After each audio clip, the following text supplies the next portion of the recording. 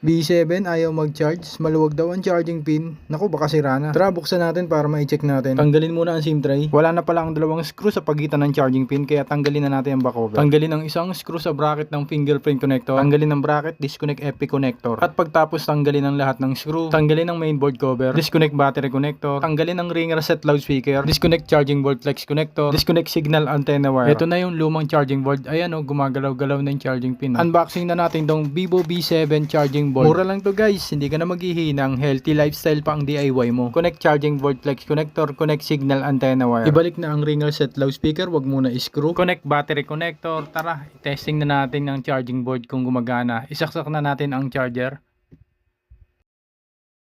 Yun o, charging indicator o, try power on na natin. At kung nagustuhan nyo pong palit charging board tutorial, don't forget to like, share, and follow po.